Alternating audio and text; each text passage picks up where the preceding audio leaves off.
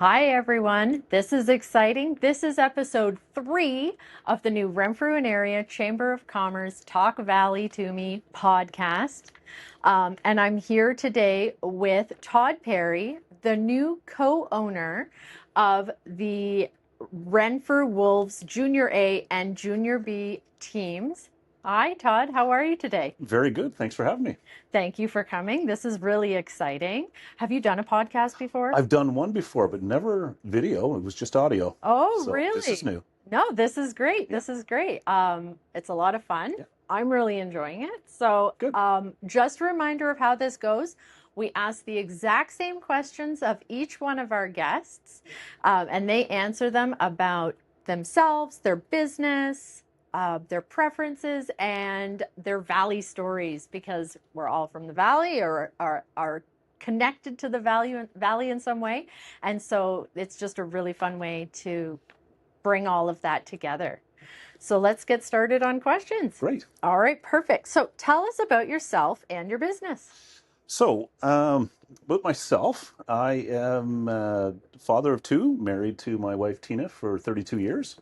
Love it. Anniversary next week. Oh, So, yeah, congratulations. very excited about that. We joke around because it's June 25th. We always say it's 6 months till Christmas. Oh, perfect. I love that. So, no, both of our children are late 20s, early 30s, and have up and launched and have seemed to be decent human beings. So the plan has worked. That's awesome. Yes, my That's wife great. Tina is a retired teacher.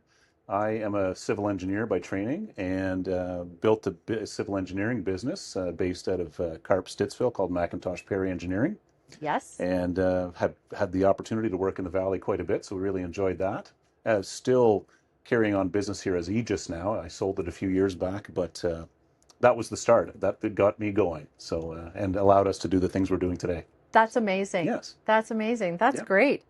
So tell us a little bit about the Renfrew Wolves, Junior A and Junior B. Tell us about how that happened, how it came So to that's be. an interesting story because last fall, I think about November, I got a phone call from Carl Robillard. Mhm. Carl Robillard was the general manager of the Rockland Nats team in the CCHL.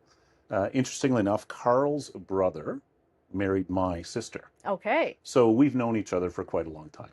Awesome. And Carl called and he said, "Hey, Todd, I would really like to get out on my own and run my own hockey team and own my own hockey team.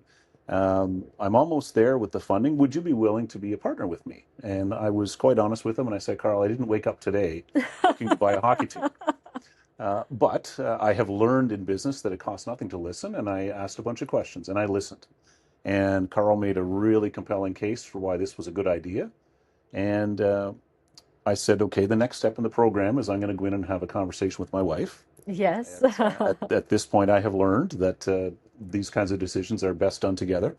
So I went in and talked to Tina, and she said, if we have an opportunity to take a bunch of young men and make them better when they leave us than when they got to us, we've done something good for the world, and we should do this. I love that so much I because it really is such an opportunity, and I love that you're seeing it that way. Well, thank you, thank you. And she's and the really exciting part for me is that this is something we're doing together. We're Yes. going to have a lot of fun with this. So then we go on the hunt for a hockey team, and Renfrew. Carl was very well connected in the league, and he came to know that the owners of Renfrew were looking for an opportunity to make a change themselves. Okay. So we got in touch with them, and over the last several months have been working back and forth.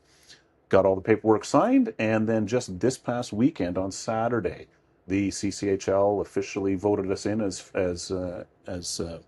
operators of their franchise in the league, and then on Monday the Junior B League voted us in as well. So everything is done now. This week, it is firm. It is fresh. That is This amazing. information is 3 days old.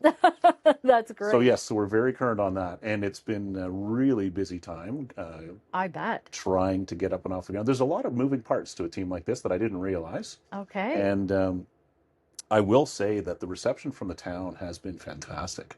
Town staff have been great to work with. They're great here. Businesses in town have been really, really friendly, and you can just tell that the town is passionate about their hockey.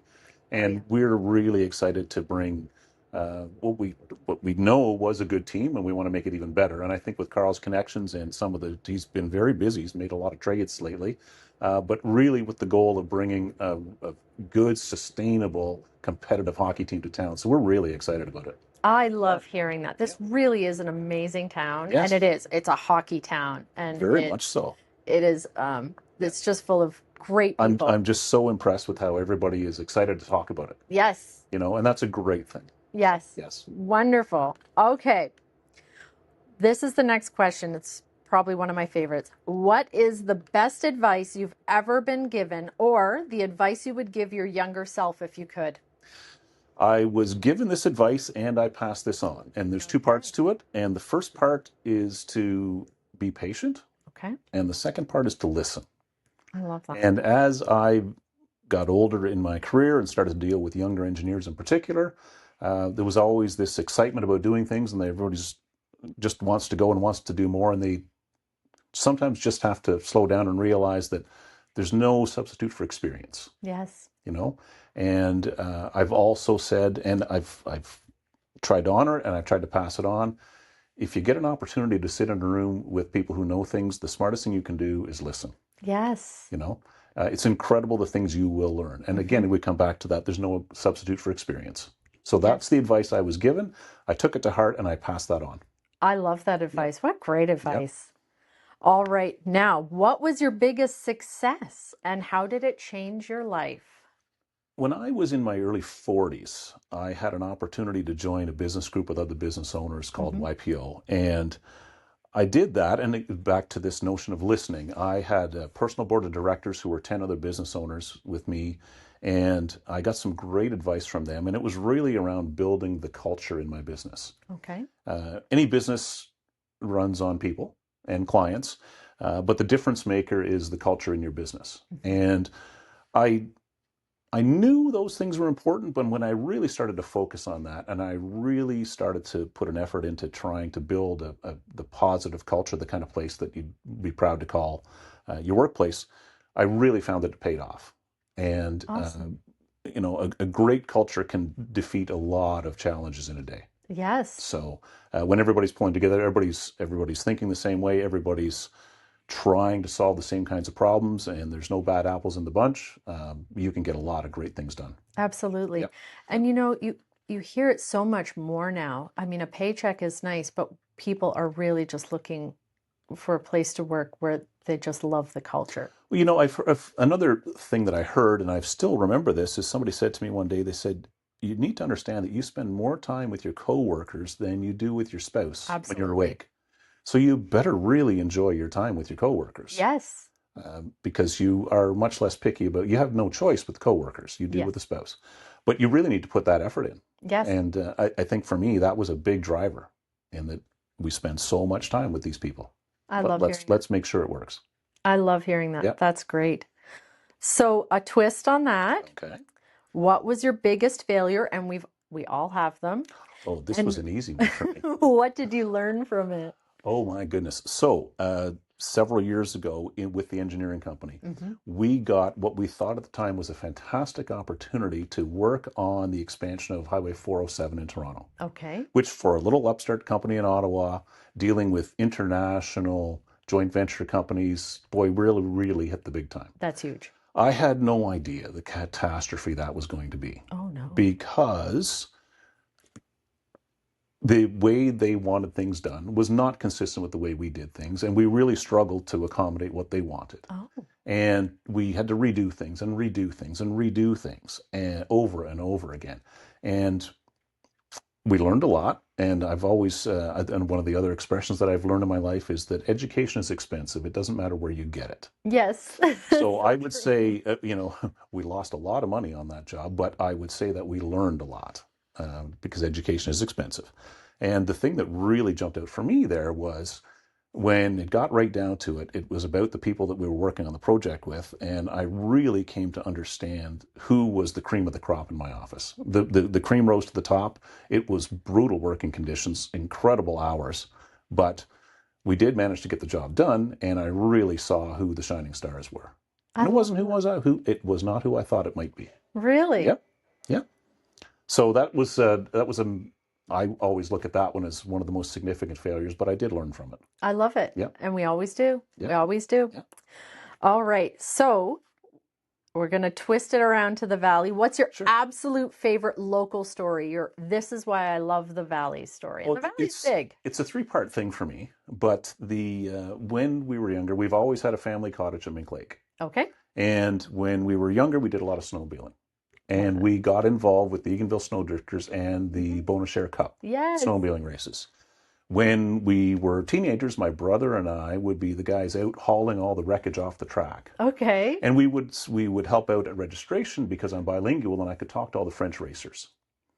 Fast forward, I'm now dating my wife. We're not married yet. I bring her to Mink Lake, Eganville, the Valley for New Year's Eve. Okay. We have a New Year's Eve at the Bonashare Clubhouse. The Al Utronki Band is playing. Oh my goodness. This is not something that a young lady from Toronto or Guelph is used to seeing. But we had a great time. Really enjoyed it. Amazing. Fast forward another 5-7 years. We are our firstborn is about to be born. And it turns out he's born on the Sunday of the snowmobile races. So I have to make the call to my dad that you got to leave the races and come to the hospital. So that event in 3 different parts of my life has always been an interesting thing for us. I love that. And do you know that's right across the street from my house? Is it really? Really, I hear the races every year. Yes. Oh, really? Yeah, I love Yeah. that time of year. That's amazing. I love that connection that you have. So Awesome. Okay. What is one Ottawa Valley event that you never miss?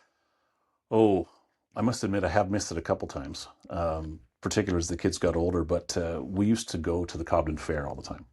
Love it. Oh, yes. Lovely. And as you know, and when you're younger, it's fun. Mm-hmm. As a teenager and in your early 20s, it's fun in a different way. Mm-hmm. And that was something that we always looked forward to. I regret we have not been recently, but it's something I always looked forward to. So, Oh, wonderful. Yeah. There are so many great fairs in the Valley. There are, It is. absolutely. Absolutely. Weekend, Are you a cat, dog, or no animal person? a dog person. A dog person? Yes. All right. Yes. All right. Do you have dogs? We do. We have one interesting story because my son, when he was younger, had a lot of allergies. Okay. Was allergic to pets, so we never could have a pet.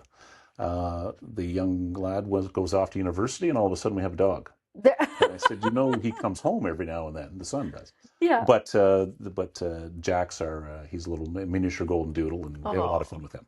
22 nice. pounds of bad attitude. Oh, Yes. love it. Yeah. Love it. Okay. So last question. You're on death row and you can have one last meal. What is the meal? Probably going to be steak and lobster. Oh, I get that. Surf Yes, and turf. absolutely. Love it. Absolutely. Yep. How do you take your steak though? Medium. Oh, lovely. Yeah. Okay. Yeah. Medium rare to medium. Love it. Okay. Yeah, exactly. So. Yeah, that's a good meal. Yes, it's not one the steak on the barbecue quite often. The lobster is not something we replicate at home very often. So I like going out for a good bout of lobster too. Absolutely. Well, this has been a lot of fun. Well, I'm thank you. so glad that we were able to do this. Yes. Thank you for coming out. Very excited to be here, and this is, I think, the first of many times we'll get together and see things over the next few years. We're Absolutely. excited to get the hockey team back up and going for the season. And Absolutely. And hopefully a lot of you can make it out to games. We're really excited about this. And thank you everybody for watching. Have a great day.